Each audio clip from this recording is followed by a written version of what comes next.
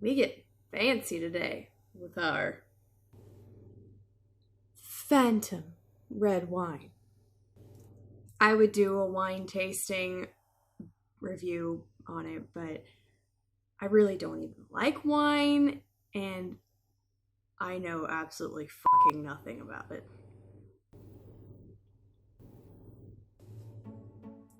So, it's Emily, your honorary little Lottie. And as one of my Phantom fan friends once said, I have bravely watched what the rest have never dared to watch before.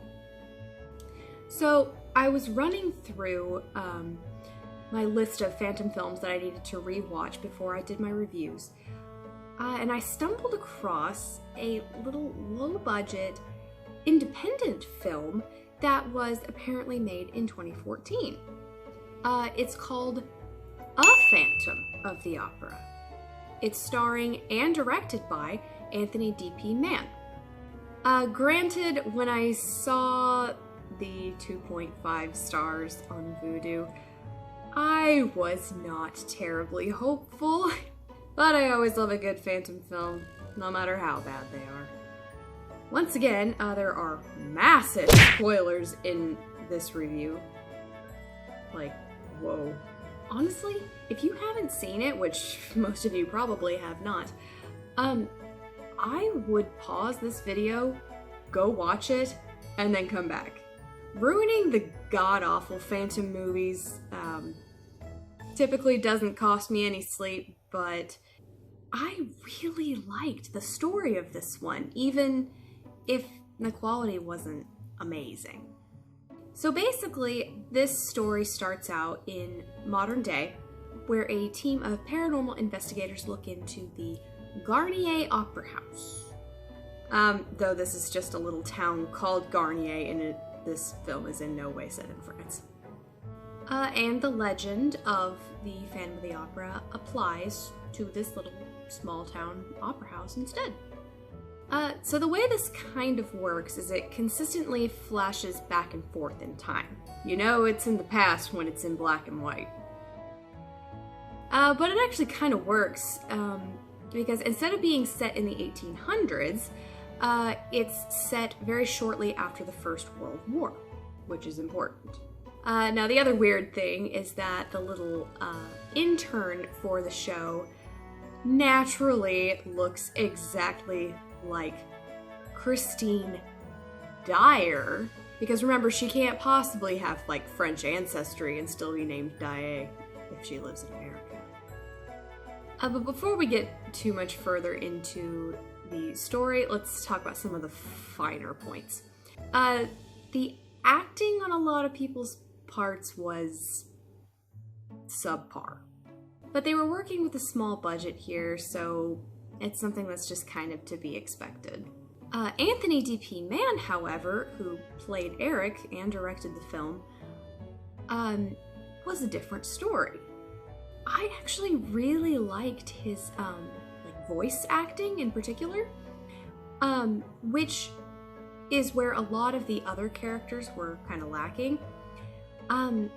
It was just very appropriate to the character, and he was just a bit more believable than the rest of them, which I definitely appreciate considering he was Eric and having a super cheesy Eric. The other actors that I did like were the guys who played the managers, both in present day and in the past. The present day manager he was skittish about the ghost, but not like over dramatic. I watch a lot of paranormal investigation shows, and this guy actually had a really authentic feel to those types of series. And the manager from the past was just freaking hilarious. I was the premier soprano in Paris. First of all, you were the sole classical professional soprano in Paris, Texas, when I found you belting out Rossini in saloons to inebriated cowboys. He and Charles Dance Eric need to get together. So something else I want to bring up is the writing. For being such a low-budget film, I'm not gonna lie, the writing was not bad. there were some really funny lines in there for the comic relief, and the story was very inventive without doing a disservice to the original work, which is what is the most important thing to me when dramatizing Phantom. Phantom is classic literature. That means that the story had so much meaning and was so impactful that it resounded throughout history. Honor that. Speaking of honoring the original novel, this film actually features the Persian. This director obviously made it a priority to bring that LaRue detail in that so many people like to leave out. However, he was not the same type of guy that we've come to know through the LaRue and Susan Kay novels. Not by a long shot. He has been hired by the manager to hunt down and kill Eric. It was too good to be true. Naturally. Now we're really kind of moving into the reimagined story here, and there are some things that I actually really liked. So we all know that the whole deal with the Angel of Music is it starts with Christine's father promising her that when he dies, he will send the angel to her to watch over her. In this film, Christine's father allegedly died in the war, and then the angel came to her.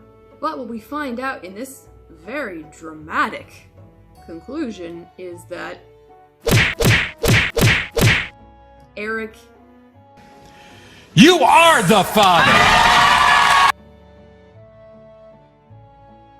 I actually did not see it coming until like right before they actually said it. I was just kind of like, oh shit. You know, I am actually totally cool with the romance aspect being gone. Because what's important is Christine still has to learn to accept Eric as he is. And he still has his redemption moment at the end, which is something in the horror versions of this film that people like to take away from him, which really pisses me off. So this was kind of a horror film, kind of, but they did not take away his redemption moment. And I just want to say, sir, thank you. You are appreciated.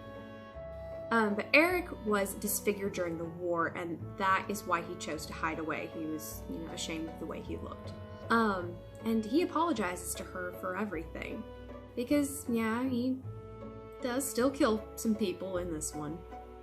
Now, unfortunately, this is where the Persian, officially comes into play. Now, apparently the director had seen Love Never Dies and must have really enjoyed it, because the Persian shoots Christine.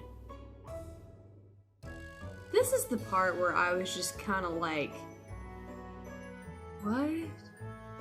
Why? Naturally, the ending had to be bawl your eyes out sad, or else I guess it just wouldn't have been Phantom. But, dude, heavy shit. To be perfectly honest, guys, I didn't hate it. I wish so much that this film had had a bigger budget, because I think it could have been a really great Phantom film.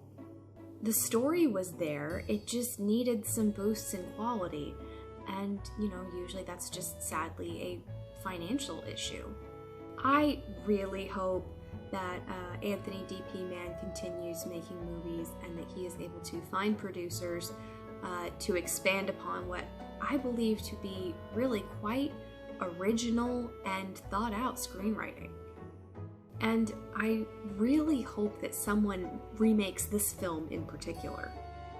I can't give it an amazing final score because, there were some things that sadly fell short. But I liked the story so much, which is not easy to do with me, that I'm willing to forgive a lot and give it a final score of 5 out of 10. Just, right smack dab in the middle, I would say is fair at this point.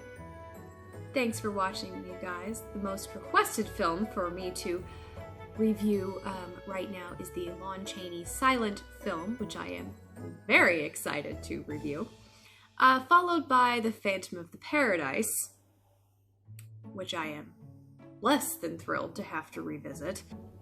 I said I'd never watch it again. I do this for you. Stay fantastic with a PH, and remember to keep your hand at the level of your eyes.